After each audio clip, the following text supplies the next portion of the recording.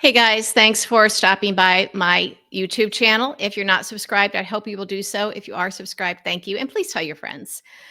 So, if you thought there was any such thing as a good oligarch or a good billionaire, very few. Mark Cuban is good, but we're starting to see that some of the people that maybe we counted on for being to be, you know, maybe helpful to humanity, maybe aren't. So we know what Elon Musk is. Elon Musk is pure evil. We know that Amazon and Washington Post owner Jeff Bezos is also pretty evil. These are people that could just decide one day to solve world hunger, fix Social Security, do a lot of things to help the world, and still be the richest men on the planet, not even feel it. And they choose not to do so. They choose not to do so. Robert Reich has said that very few rich people get rich by being honest and good people. Everybody can fake it, and I don't know if that's true on the smaller level, but certainly on the larger level, it is increasingly seemingly seemingly true. So Bill Gates, remember we kind of thought he was one of the good guys.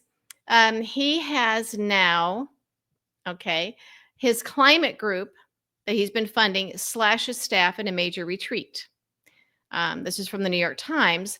Breakthrough Energy, an umbrella group for energy and environmental efforts funded by Mr. Gates, is resetting for the Trump era. Everybody's getting in line. So, did climate change not, is it not a problem now because Trump is in office? I mean, what gives? And particularly in a situation where they slash federal funds for valuable programs, we kind of need the good guys to make up the difference. Kind of like how Europe and Canada are making up the difference for the U.S. siding with Putin in the war, in their attacks on Ukraine, the war in Ukraine.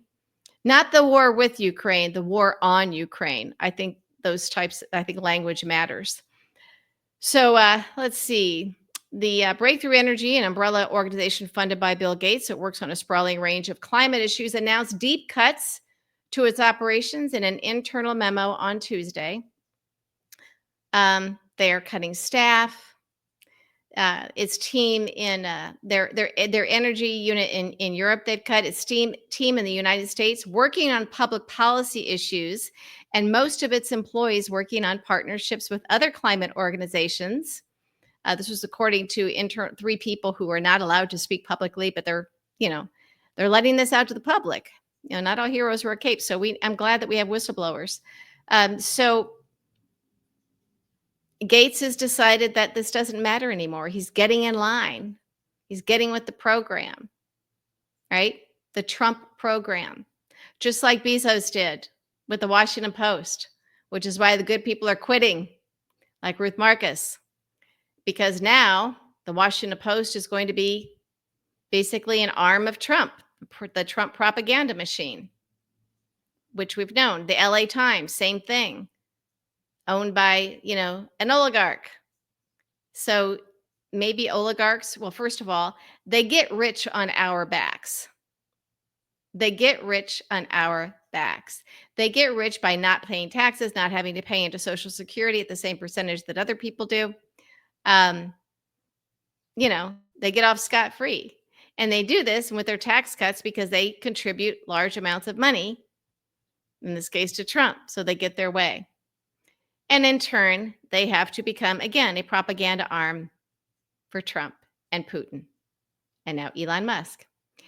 So, according to the New York Times, the change shows how Mr. Gates is retooling his empire for the Trump era. That's a nice way of saying he's caving, he's buckling down. Maybe he always wanted to. Maybe he never cared about climate change. Maybe it's just all about the money. With Republicans controlling both houses of Congress, he calculated that the breakthrough policy team in the U.S. was not likely to have a significant effect in Washington. We need them more than ever. We're only going to do this if it's easy. How do these people become rich? Oh, again, on other people's backs. The U.S. policy team was also one of the largest and most expensive parts of the organization. Good. Invest in them more. We need this. Maybe retool the policy teams so they become a little bit more activist teams, or they grow at the grassroots level so that we can have a bigger impact instead of just relying on Washington. Remember, there are still Democrats in Congress. In fact, Democrats only need a few seats. This many seats are this close from the majority in the House. So these excuses that Bill Gates is giving are BS, and we're not buying them. There's something else going on here. Maybe it's the Epstein list. Bill Gates remains as committed as ever to advancing the clean energy innovations needed to address climate change, a spokeswoman for Mr. Gates said in a statement about the cuts. Really? Got a funny way of showing it.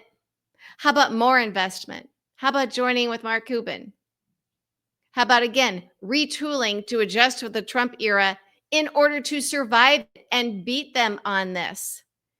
You don't throw in the towel and then tell us that you're resetting things or retooling for the Trump era. You're not. You're giving in. You're obeying. You're acquiescing. This is appeasement. Climate change, the climate situation is going to be worse than ever now. We need Bill Gates and people like him more than ever now. And he's showing that he's not a Mark Cuban. He's more of an Elon Musk, a Jeff Bezos. This is not good. A Mark Zuckerberg. So yes, co-founder of Microsoft, one of the richest men in the world. He has poured all this money from his own fortune into efforts to combat climate change with books, public appearances, and high-profile campaign. Okay, so put your money where your mouth is. That's great. So there was also something in it for him, apparently. Maybe he liked the good guy image, but maybe now there's a price to pay going up against the Trump administration on anything. So this is just another example of people caving. You know, everything is, I guess, some type of a grift. I certainly don't have a problem. I wish more billionaires and oligarchs would put their money into the good guy causes. And if they get a little something out of it, the image, great. But the fact that Gates is caving rather than expanding pretty much shows us and tells us who he is. You know, we know that if these guys, the Elon Musk, the Jeff Bezos of the world, Bill Gates, if they paid just, 1% more of their income in taxes, Social Security, let's tax them just a little bit higher, raise that level to where rich people contribute to Social Security. Just raise it a little bit and the entire system becomes solvent, right? We're funded for forever, into perpetuity. If they had to pay the same percentage that we did, or even just a little higher than they do, and it still wouldn't even be close to the same percentage that we do. Just a couple percentage points more. How about that? How about that?